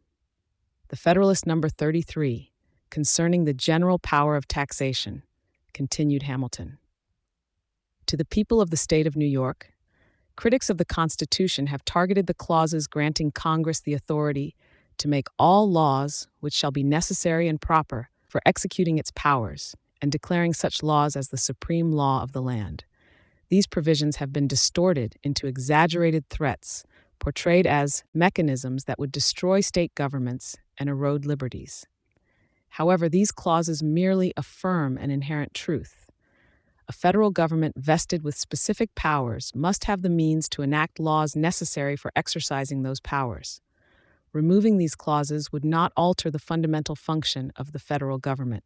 They simply express the inevitable reality of a governing authority. The power to legislate is inherently the power to pass laws, including those necessary for implementing taxation or other functions. Thus, the so-called sweeping clause is nothing more than a clear articulation of this basic principle. It was likely included for caution to prevent future attempts to limit federal authority improperly. The criticisms directed at these provisions actually highlight the need for such clarity, as they demonstrate a reluctance to acknowledge the essential nature of federal powers. Some question who will judge the necessity and propriety of federal laws. This question applies equally to the powers themselves as to the clauses in question. In the first instance, the federal government must judge its exercise of power, but ultimately, the people hold the authority to correct any overreach. If the government misuses its power, it falls to the people to seek redress, guided by the Constitution they established. For example, if Congress attempted to interfere with state-specific matters, such as altering inheritance laws or nullifying state taxes, such actions would clearly exceed its jurisdiction and be deemed unconstitutional. The supremacy of federal laws, as stated, is inherent in the concept of law itself. In any society, laws must govern those within its bounds. Similarly, in a federation of states, federal laws enacted within constitutional authority must prevail. This supremacy is limited to laws made pursuant to the Constitution. Any act beyond granted powers would be an overreach and treated as usurpation. The Constitution explicitly confines federal supremacy to lawful enactments, ensuring that state sovereignty remains intact where not expressly overridden by federal powers. For instance, federal laws imposing taxes for national purposes would be supreme, but not those undermining state taxes, except in areas like import and export duties. Such conflicts would be matters of coordination, not supremacy or inferiority. States retain broad authority to tax independently under the proposed Constitution, except where explicitly restricted, ensuring they maintain robust fiscal autonomy alongside federal powers. Thus, these provisions do not diminish state rights, but balance shared responsibilities in a unified government framework. The Federalist number 34, concerning the general power of taxation, continued Hamilton to the people of the state of New York. It has been demonstrated that under the proposed Constitution, the states would share equal authority with the federal government regarding revenue, except for duties on imports. This arrangement leaves the states with ample resources to meet their needs without external control. Critics who argue that this co-equal authority cannot exist ignore historical examples, such as the Roman Republic, where distinct political bodies with opposing interests coexisted and governed successfully. In the federal system, neither the states nor the Union has the power to annul the acts of the other, and practical conflicts are unlikely because states' needs will diminish over time. Federal revenue needs are broad and indefinite, addressing both current and future national contingencies, such as defense against foreign and domestic threats. It would be folly to limit the federal government's capacity to respond to these unpredictable demands. Planning for a future with only current needs in mind ignores the unpredictable nature of national security and commerce, where the ability to defend interests is paramount. Defense and public safety, not routine state functions like supporting legislatures or promoting agriculture, are the primary sources of government expense. European nations, including Britain, spend vast sums on defense, far exceeding the costs of domestic governance. Even as a republic with simpler needs, the United States will face significant national defense expenditures. The federal government must be empowered to meet these challenges, as it will bear the brunt of public expenses related to defense and national security. State governments, once their debts from past wars are resolved, will only need to finance their basic civil operations, costing much less than federal obligations. This reality underscores the appropriateness of allowing the Union to access the broader pool of national resources. Any attempt to divide specific revenue sources between the states and the Union would create imbalances. External taxes would leave states with 2/3 of national resources for a fraction of the expenses, while the Union would struggle with a limited share to meet vast needs. This imbalance would force reliance on the Union for revenue, undermining state independence. Thus, a concurrent jurisdiction over taxation is necessary, balancing the needs of both state and federal governments and preserving their respective authorities. In conclusion, the concurrent power of taxation under the proposed Constitution is the most logical and fair solution, ensuring both federal and state governments have the resources required to fulfill their respective duties without compromising the broader interests of the Union or the independence of the states. The Federalist number 35, concerning the general power of taxation, continued. Hamilton to the people of the state of New York, restricting the national government's power of taxation to specific areas, such as duties on imports, would lead to an uneven and burdensome distribution of taxes, both among states and within different economic sectors. If the federal government relied solely on import duties, it would be tempted to impose excessively high rates, causing harm through increased smuggling, undue pressure on non-manufacturing states, and economic imbalances favoring domestic producers at the expense of broader economic health. This concentration of revenue would disproportionately affect importing states like New York, which are less likely to develop manufacturing industries quickly. The equitable distribution of import duties necessitates that such revenue goes into a common fund for the Union, rather than benefiting importing states exclusively. Still, import duties alone are insufficient for national needs, as they disproportionately impact non-manufacturing states, failing to distribute the fiscal burden equitably. Broadening the tax base, including excises on specific domestic products, is essential to ensure fair contributions from all states relative to their economic activities. Concerns that the House of Representatives is too small to reflect all classes of citizens, and thus their interests, are largely unfounded. Representation by occupation is impractical, as voters naturally prefer candidates they perceive as best equipped to represent their broader interests, such as merchants who often serve as proxies for mechanics and manufacturers. Merchants are seen as the natural representatives due to their direct involvement in commerce, which closely aligns with the economic interests of various trades. The argument that every class needs its own representatives fails because free elections allow citizens to choose those they trust, whether wealthy landowners or individuals of moderate means. Historical patterns show that moderate landholders often prevail in elections, even in smaller legislative bodies. The essential bond of common interest, particularly in matters like taxation, ensures that representatives will naturally defend the interests they share with their constituents. Representatives' connection to their constituents comes from the dependency on public favor and the necessity of living under the laws they help create. This dependency ensures a natural alignment of interests between representatives and those they serve, countering the notion that only direct representation of every class can secure fair governance. Effective taxation policy requires deep understanding and judicious application of political economy principles, which are better handled by informed and broadly elected representatives than by a fragmented body of class-specific delegates. A well-rounded knowledge of national resources, economic conditions, and public sentiment is vital, and it is through this lens that representatives accountable to their voters are best suited to govern equitably and efficiently. Thus, the structure of the proposed House, with its reliance on free and informed elections, offers a more realistic and functional representation of society's diverse interests, capable of balancing the complexities of national taxation and governance in a way that respects the needs and capabilities of all states and classes. The Federalist number 36, concerning the general power of taxation, continued. Hamilton to the people of the state of New York, the representation in the proposed government will predominantly consist of landowners, merchants, and professionals, effectively representing various interests and classes in society.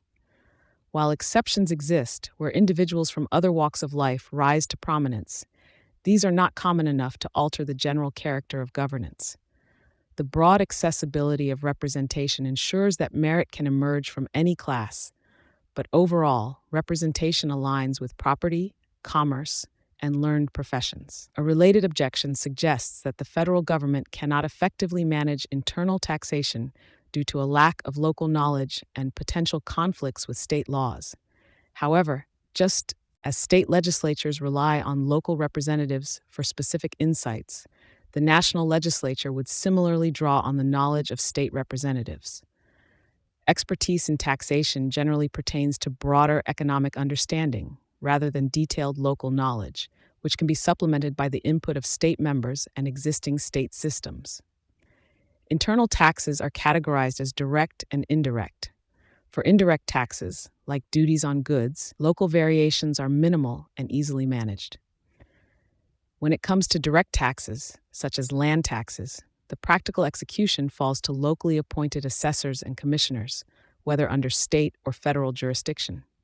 The federal government could even adopt state tax systems, maintaining consistency and minimizing conflicts. Concerns over the redundancy of revenue officers and double taxation are exaggerated. In cases where the federal government has exclusive tax rights, such as import duties, or where it abstains from preoccupied state tax bases, conflicts are minimal. Coordination between state and federal governments can avoid overlapping taxes, and using state mechanisms to collect federal taxes could reduce administrative burdens and public discontent. Arguments that the federal government's taxation power will lead to oppressive poll taxes and heavy burdens are unfounded. Although the Constitution allows for poll taxes, as do state governments, their use is not inevitable or even likely. The power to tax comprehensively is necessary to ensure the federal government can respond to emergencies and changing circumstances, without which its capacity to safeguard national interests could be severely hampered. The authority granted to the federal government in the Constitution, especially in taxation, is crucial for a resilient and effective national governance. Limitations on this power could undermine the Union's ability to manage common needs and protect the country. As such, the proposed system ensures the balance and functionality required to meet both current and unforeseen challenges, fostering a unified and adaptable federal structure. The Federalist number 37, concerning the difficulties of the convention in devising a proper form of government. Madison to the people of the state of New York. In reviewing the flaws of the current Confederation and the necessity for a stronger government, we recognize that assessing the Constitution requires a full and careful examination of its structure, intent, and potential impact. This effort must be approached with moderation, acknowledging the biases on both sides, those who are predisposed to censure and those who support the Constitution without question. Our focus should be on a fair and reasoned evaluation, considering the inevitable imperfections that arise in human endeavors, including this Constitution. It's important to understand the inherent difficulties the Convention faced in balancing government stability and energy with liberty and Republican principles. Energy is essential for security and effective law enforcement, while stability promotes national character and public confidence. Yet liberty calls for power to derive from the people, short terms for office holders, and broad distribution of authority, which can conflict with the need for stability and energy in governance. The complexity extends to defining the boundaries between federal and state powers. Just as the faculties of the human mind and the divisions within natural sciences elude precise definition, so too do the lines between legislative, executive, and judicial powers, and between federal and state jurisdictions. Historical attempts to delineate these boundaries have proven difficult, illustrating the challenges faced by the Convention.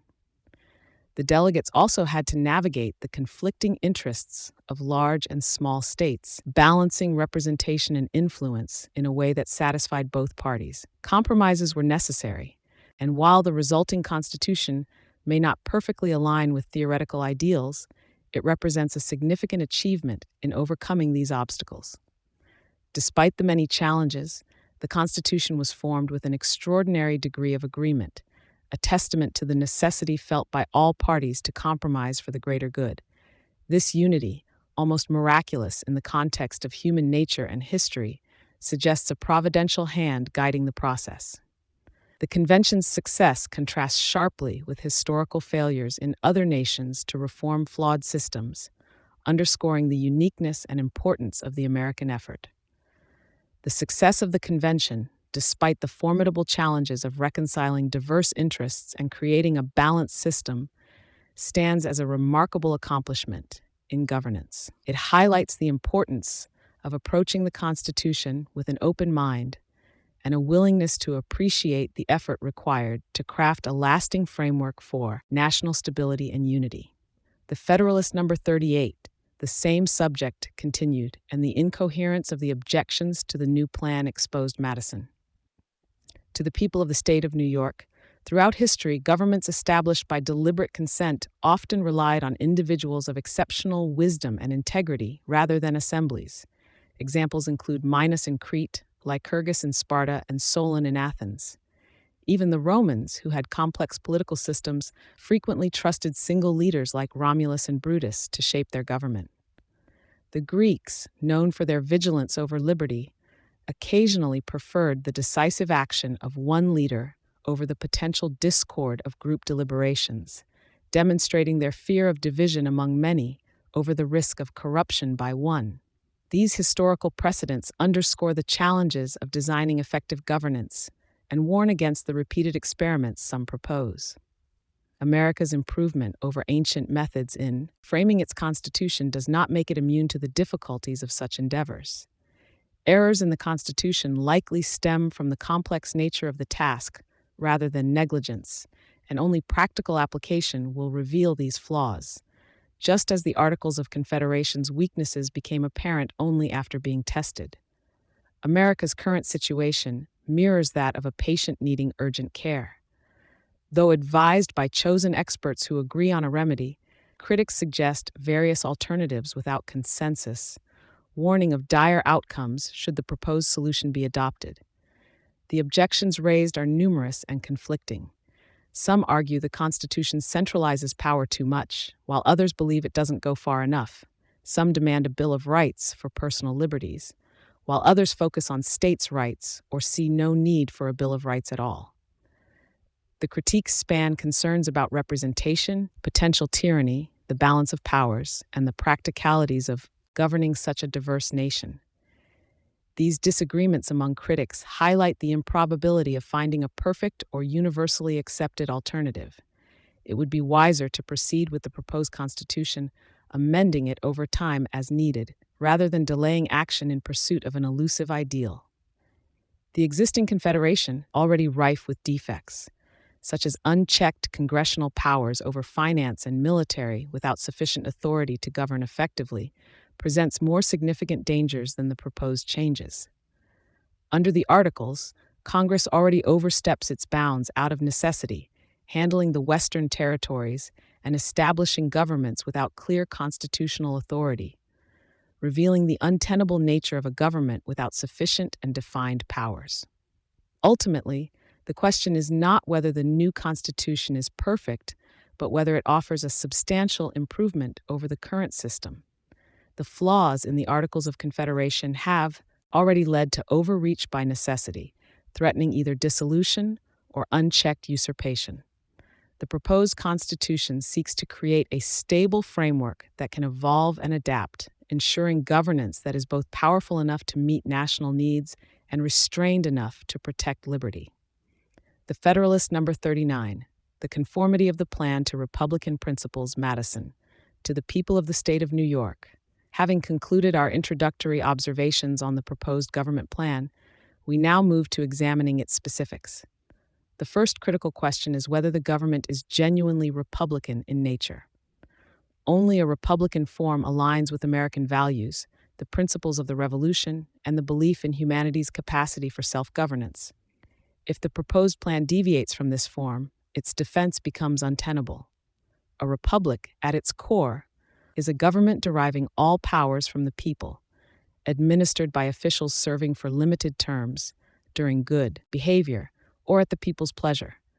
This form ensures that the authority emanates broadly from society, not a privileged few, preventing any small group of elites from wielding undue power while posing as Republicans. The proposed Constitution meets these criteria. The House of Representatives is directly elected by the people. The Senate, while indirectly elected, mirrors existing state models, and the president's election indirectly reflects the people's choice. Judges and other officers, similarly, are chosen indirectly by the people. The duration of appointments, ranging from 2 years for the House, 6 for the Senate, and 4 for the president, echoes terms seen in various states. The judiciary's tenure of good behavior aligns with the highest standards of Republican governance. A key proof of the system's Republican character lies in its explicit prohibition of nobility titles and its guarantee of Republican governance for all states. Critics argue that the Constitution fails to maintain a purely federal form, as it allegedly consolidates the states into a national entity, contrary to the intended confederation of sovereign states. To assess this claim, we must examine the true nature of the proposed government, the authority granted to propose such a government, and the necessity dictated by the country's needs. First, regarding its foundation, the Constitution is established through the consent of the people via state ratifications, confirming it as a federal act rather than a national one. Unlike a purely national government, where a simple majority could impose decisions, this Constitution requires unanimous state ratifications, respecting state sovereignty. Secondly, in terms of the power sources, the Constitution exhibits both federal and national characteristics. The House represents the people proportionally, aligning with a national model. In contrast, the Senate, with equal representation from each state, reflects a federal structure. The VAT president's election further blends federal and national elements, combining state influence and proportional representation. Operationally, the government's powers affect individuals directly, resembling a national government. Yet, in specific instances like state disputes, states are recognized as collective political entities, showcasing federal traits. In terms of authority extent, the Constitution remains federal. Its jurisdiction is limited to enumerated powers, with states retaining sovereign control over all other areas. Lastly, the amendment process reflects a hybrid nature, requiring more than a national majority, but not unanimity among states, balancing federal and national influences. Thus, the proposed government is neither entirely national nor federal. It is a composite of both, designed to address the Union's needs while preserving state sovereignty. This blend provides the flexibility and balance necessary to govern a diverse and expansive nation, maintaining the federal structure while enabling effective national governance. The Federalist number 40, the powers of the convention to form a mixed government, examined and sustained. Madison, to the people of the state of New York. The second issue to examine is whether the convention was authorized to draft and propose this mixed constitution. To strictly determine the convention's authority, we should review the commissions given to its members by their constituents. However, since these commissions reference either the recommendation from the Annapolis meeting in September 1786 or that from Congress in February 1787, it suffices to consider these acts specifically. The Annapolis recommendation suggested appointing commissioners to assess the United States situation and devise provisions necessary to make the federal Constitution adequate to the Union's needs. These recommendations were to be reported to Congress and confirmed by each state's legislature. Congress's recommendation called for revising the Articles of Confederation and proposing alterations that, upon Congress's and the states' agreement, would render the federal Constitution adequate for governance and Union preservation. From these acts, several points are clear. The Convention's objective was to establish a firm national government, adequate for governing and preserving the Union, through alterations or new provisions in the Articles of Confederation. The authority under which the Convention acted is deduced from these expressions. They were to craft a national government capable of addressing governance and Union needs and reform the Articles to achieve these goals. Two guiding principles of interpretation are applicable. First, every part of an expression should be given meaning and contribute to a common goal. Second, when parts conflict, the less important should yield to the more significant. The means should serve the end, not the reverse. If the instructions defining the Convention's authority seemed contradictory, if a national and adequate government couldn't be achieved solely by altering the Articles, then the more critical goal of establishing an effective government should prevail over rigid adherence to the Articles. The fundamental question is whether the Articles were intended as the ultimate end, or if establishing a government adequate for the people's happiness and union was the true goal, with the Articles merely a means to that end. Is it even necessary to assume these expressions are entirely incompatible? Was it impossible for alterations to reshape the Articles into a suitable government like the one proposed by the Convention? Changes to the document's title or additions of new provisions are expressly allowed. Even if only part of the original Articles remained, does this constitute overstepping? The burden lies on those who argue this point to delineate where legitimate alterations end and unauthorized transmutations begin. Critics might argue that the Convention should not have altered the Confederation's substance or fundamental principles. However, this raises further questions. What are these principles? Do they mandate that states remain distinct sovereigns? The proposed Constitution respects this. Must government officials be appointed by state legislatures, not directly by the people? This isn't uniformly true under the Confederation, where delegates may be directly elected by the people, and in some states, they are. Should the government's powers act only on states, not individuals? The current Confederation already includes instances where powers act on individuals, like in the case of piracy, the post office, and other federal functions. Moreover, the Confederation itself allows for direct taxation in limited forms, such as on the Postal Service. Congress has already interpreted its coinage power to levy fees directly. Furthermore, the regulation of trade, expected to be under the general government's purview, has been broadly supported and recommended, without objection to it being a direct source of national revenue. Even New York recognized this principle. The truth is, the core principles of the proposed Constitution are expansions of those in the Articles of Confederation, addressing the latter's well-known weaknesses by amplifying existing concepts. The Convention's plan may seem transformative, but its foundation rests on refining the existing framework. Admittedly, the Convention departed from one expectation. Instead of requiring unanimous confirmation by state legislatures, it proposed ratification by the people and allowed implementation upon the approval of just 9 states. Critics have surprisingly not heavily focused on this, likely due to the clear absurdity of allowing 1/13 of the population to thwart the will of the overwhelming majority, a situation that has previously frustrated national progress. While some insist that the Convention exceeded its mandate, it is crucial to remember that their powers were merely advisory. The proposed Constitution holds no power unless ratified by the people it seeks to govern. The Convention understood the gravity of their task. They recognized the crisis that had driven the nation to seek profound reform, and they were aware of the hopes of the American people pinned on their deliberations. Moreover, the Convention's decision to propose a substantive plan was in line with the informal liberties taken in past assemblies that led to the Union and established current state constitutions. In moments of significant reform, adherence to formality must yield to the people's ultimate right to alter their government for their safety and happiness. The Convention's actions, although perhaps irregular, aim to respect and elevate this principle, placing the fate of their work directly in the people's hands. In conclusion, the most prudent question isn't whether the Convention overstepped its commission, but whether the proposed Constitution fulfills the people's needs. If it does, then any procedural excesses are far outweighed by the necessity and benefits of the proposed reforms.